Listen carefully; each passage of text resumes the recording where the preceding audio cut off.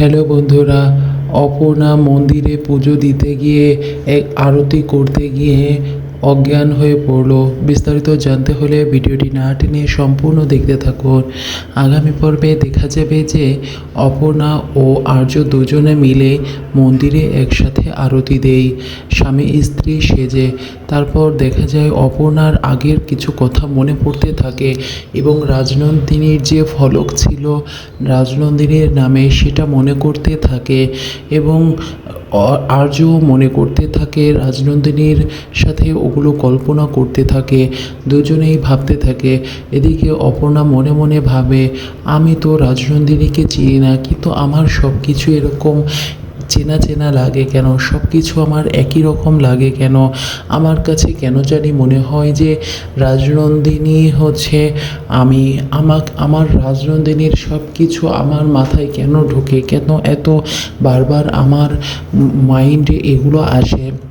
এগুলো নিয়ে ভাবতে ভাবতে হঠাৎ করে দেখা যায় যে ও অজ্ঞান হয়ে পড়ে। অজ্ঞান হয়ে পড়লে ওকে নিয়ে সবাই বলে, ঠাকুররা সবাই বলে ওকে নিয়ে একটা ঘরে যে রেস্ট নাও। তারপর ওকে একটা ঘরে নিয়ে শুইয়ে দেওয়া হয় এবং মাথায় পানি দেওয়া হয়। তারপর দেখা যায় আর্য পাশে বসে থাকে এবং জ্ঞান ফেরার জন্য অপেক্ষা করে।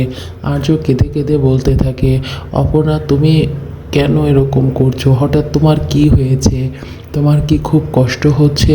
তুমি ওঠো, চোখ খোলো, আমি যে তোমাকে ছাড়া বাঁচব না, আমি তোমাকে অনেক ভালোবাসি, তুমি কেন চোখ খুলছো না? এভাবে কান্নাকাটি করতে থাকে আর্য।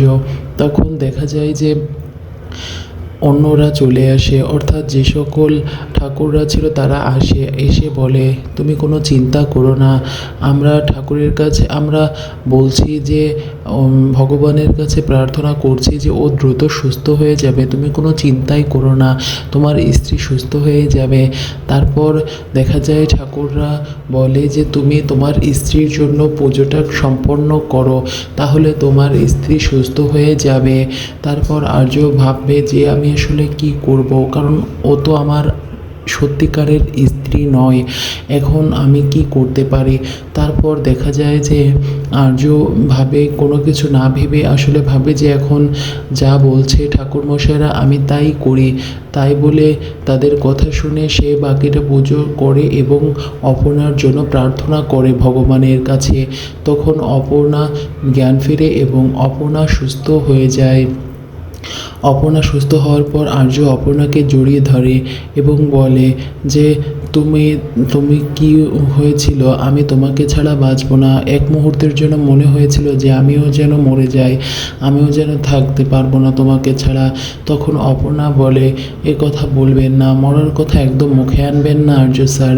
বন্ধুরা, পরবর্তী নতুন ধামাকা জানতে হলে আমার চ্যানেলটিকে সাবস্ক্রাইব করে লাইক শেয়ার কমেন্ট করে পাশে থাকো।